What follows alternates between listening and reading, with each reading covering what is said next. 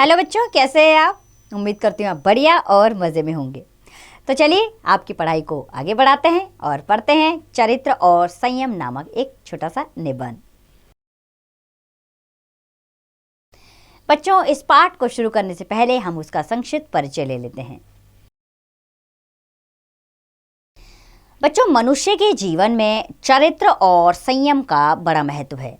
जो व्यक्ति चरित्रवान है उस पर विश्वास किया जा सकता है और वह किसी भी काम को जिम्मेदारी के साथ कर सकता है। इसके विपरीत चरित्रहीन व्यक्ति अविश्वसनीय होता है, इसीलिए समाज में उसका आदर नहीं होता। चरित्र की रक्षा के लिए हमें संयम की आवश्यकता पड़ती है। तो आइए अपने इस पाठ को शुरू करते हैं। इस विषय में दो मत नहीं हो सकते कि धन संपत्ति के बल पर नहीं बल्कि मस्तिष्क की शक्ति के बल पर ही हम आगे बढ़ सकते हैं। इसी प्रकार यह भी सभी स्वीकार करेंगे कि मस्तिष्क नहीं बल्कि अंततः मनुष्य का हृदय ही उसे आगे ले जा सकता है। कठिन अवसरों पर बुद्धि नहीं, चरित्र ही सहायक होता है। चरित्र का निर्माण दूसरों के हाथों नहीं बल्कि अपने ही हाथों होता है। अर्थात हम केवल मस्तिष्क के भरोसे नहीं रह सकते।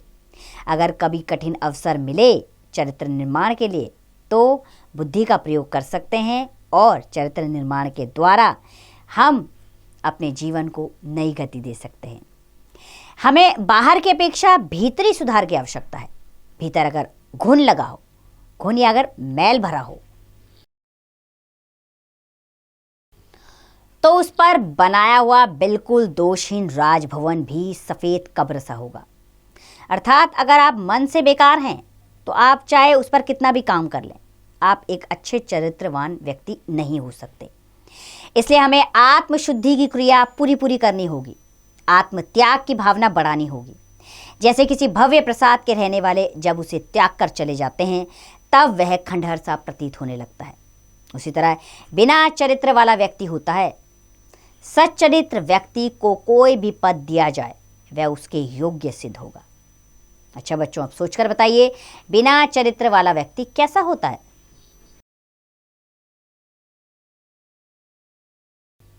बच्चों, बिना चरित्र वाला व्यक्ति एक खंडहर सा प्रतीत होता है। आगे बढ़ते हैं। अगर आप अपने चरित्र को बलवान नहीं बना पाते तो आपका तमाम पठन पाठन और अभ्यास निरर्थक ही ठहरेगा। निरर्थक यानी कि बेकार होगा। अगर आप अपने चरित्र को सही नहीं बना पाए तो आपका पढ़ाई लिखाई किस काम की। यदि लोक सेवा में अपनी विद्या का, अपने ज्ञान का उपयोग करना है तो नम्रता का होना आवश्यक है। बिना चरित्र के सारा ज्ञान केवल बुराइयों की जड़ है। मेरे लिए तो नीति, सदाचार और धर्म एक ही बात है। आदमी अगर पूरी तरह से सदाचारी हो पर धार्मिक ना हो तो उसका जीवन बालू पर खड़े किए गए मकान की तरह समझिए, जो कभी भी ढह सकता है। इसी तरह भ्रष्ट चरित्र का धर्माचरण अर्थात धर्म के अनुसार करने वाला आचरण, धर्माचरण भी दूसरों को दिखाने भर के लिए और उपद्रवों का कारण होता है। नीति में सत्य, अहिंसा और ब्रह्मचर्य भी आ सकता है या आ जाता है। मनुष्य जाति ने आज तक सदाचार के जितने नियमों का पालन किया है वह सब इन तीन सर्वप्रधान गुणों से संबंधित है या प्राप्त हो सकते हैं। संयमहीन स्त्री पुरुष को गया बीता समझिए, अर्थात जिसके अंदर संयम नहीं है वो स्त्री पुरुष समझिए किसी काम के नहीं। इंद्रियों को निरंकुश छोड़ देने वाले का जीवन कर्णधारहीन नाव के समान होता है। अर्थात जिस नाव का कोई कार्यकर्ता नहीं अर्थात चलाने वाला नहीं हो, जो निश्चय ही अपनी पहली चट्टान से टकराकर चूर चूर हो जाएगी। स्वास्थ्य और शौर्य के नियमों की उपेक्षा ने हमारे शरीर को घुन लगा दिया है। अर्थात हम अपनी दैनिक दिनचर्या में स्वास्थ्य पर ध्यान नहीं दे रहे, शौच के नियमों का पालन नहीं कर रहे।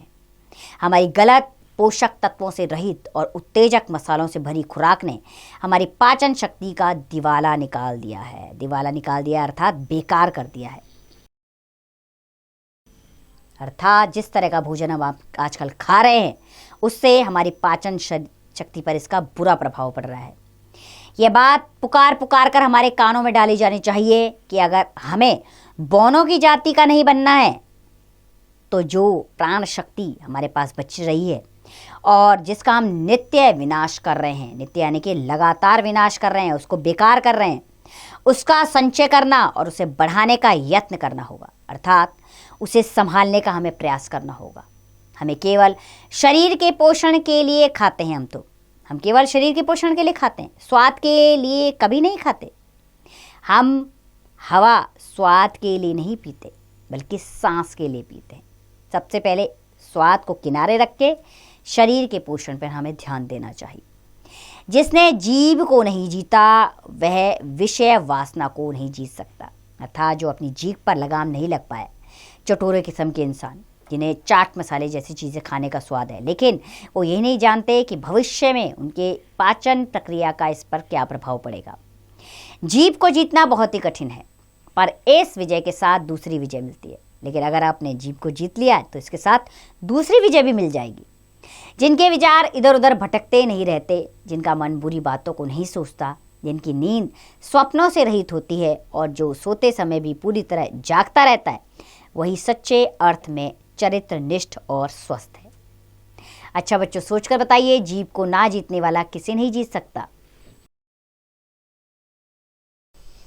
बच्चों, जीभ को ना जीतने वाला अपनी पाचन शक्ति को नहीं जीत पाएगा।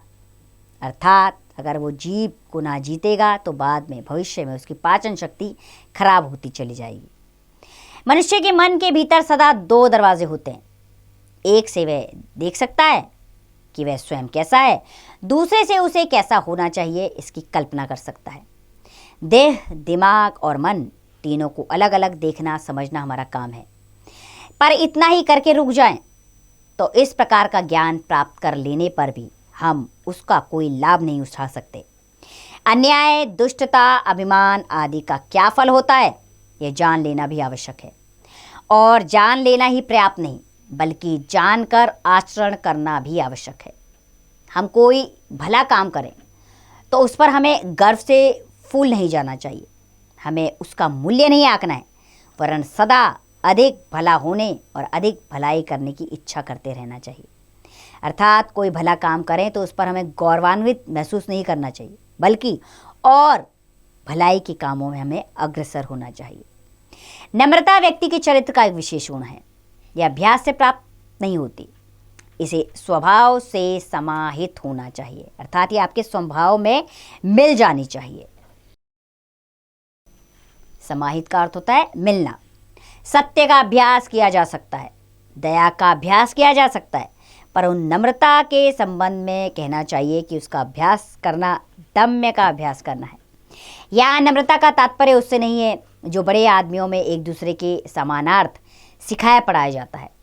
कोई बाहर से दूसरे को साष्टांग प्रणाम करता हो पर मन में उसके प्रति तिरस्कार भरा हो तो यह नम्रता नहीं, धूर्तता है। नम्र मनुष्य खुद नहीं जानता कि वह कब नम्र होता है। तो बच्चों, सोचकर बताइए किस गुण को स्वभाव में समाहित होना चाहिए। बच्चों, नम्रता को स्वभाव में समाहित होना चाहिए।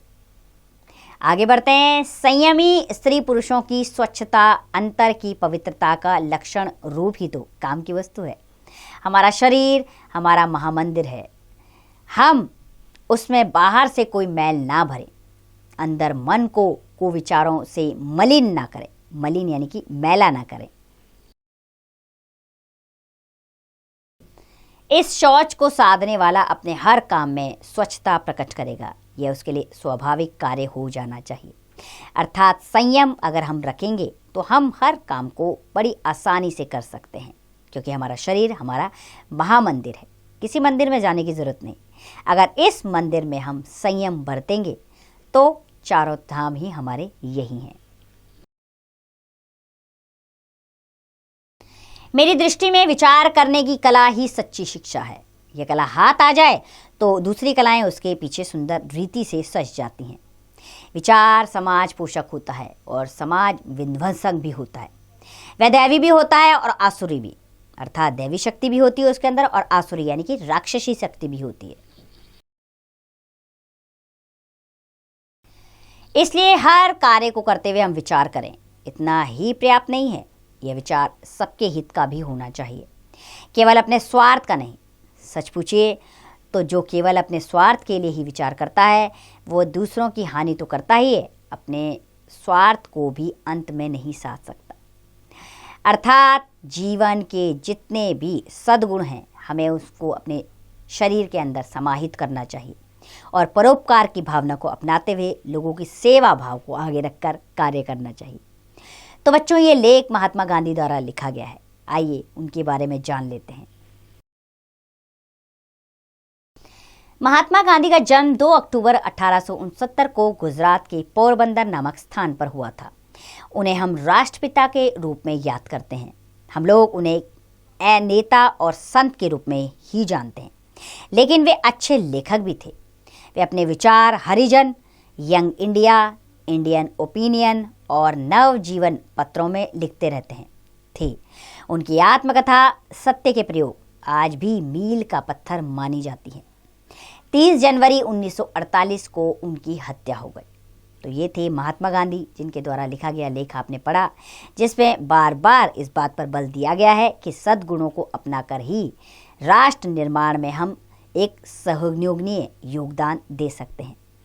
तो उम्मीद करती हूँ बच्चों ये लेख आपको अच्छा लगा होगा। अब इसका अभ्यास कार्य आप स्वयं कीजिए।